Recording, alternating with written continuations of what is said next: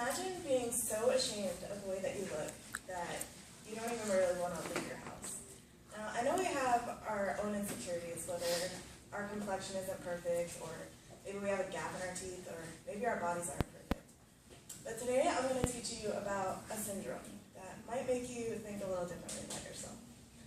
This syndrome is called hypertrichosis, and it's also called the human werewolf syndrome. Before I really get into this, I want to explain the difference between a syndrome and a disease. A syndrome is usually a bunch of different factors that you see together, but there's no known cause for it. One example of that would be Down syndrome. People with Down syndrome can go out and do things that we can do, but, where a disease, it occurs in a system of your body, and it affects the way you function in day-to-day life. One example would be Alzheimer's, where it affects your brain, and you can't really do the things that normal healthy people can do without, assistance. So, with that being said, what is hypertrichosis? It's basically the overgrowth of hair in any given part of the body. It's due to a defected or missing X chromosome when you're born. And when we're in the womb, we're actually covered in this transparent, thin hair called lanugo hair. And it pretty much protects us from germs and pathogens that could harm us before we're born.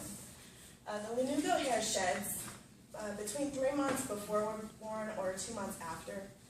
And it's replaced with terminal hair, which is eyebrows, scalp hair, and later in life, obviously, puberty hair.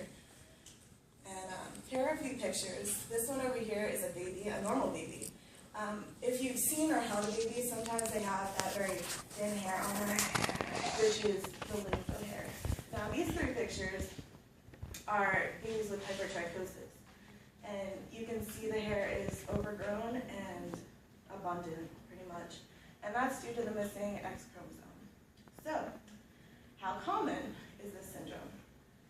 There have only been 50 cases reported in the entire world since the Middle Ages, which is roughly about 340 million people, or 1 in 340 million people that will get or have this syndrome.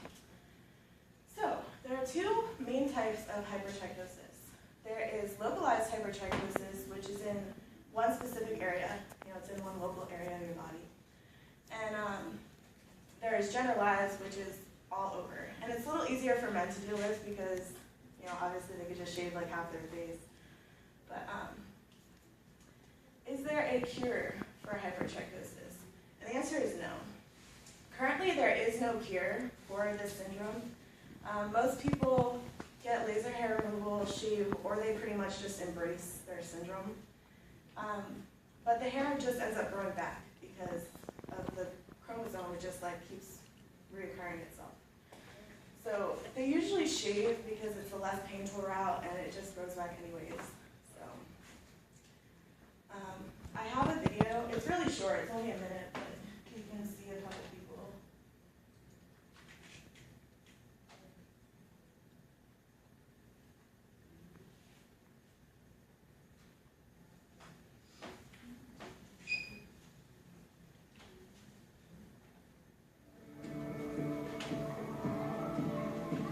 Seven-year-old Nat Sasupan is 1 in a billion. The doctor told us he'd never seen a child born like this before. She has congenital hypertrichosis, or Ambras syndrome. It's known as werewolf syndrome. When people make fun of me, I feel sad. In India, 11-year-old Prithviraj Patil is trying laser treatment.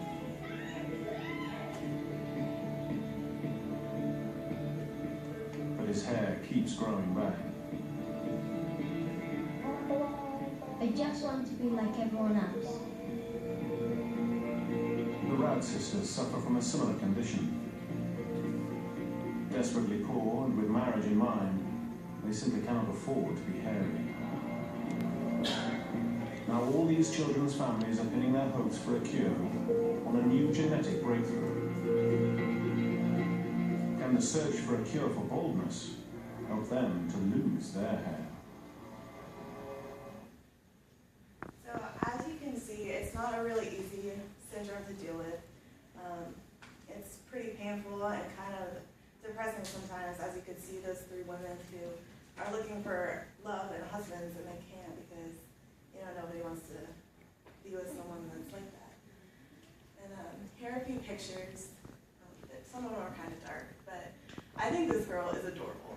I don't know why, but she has like these little spots of hair all over her.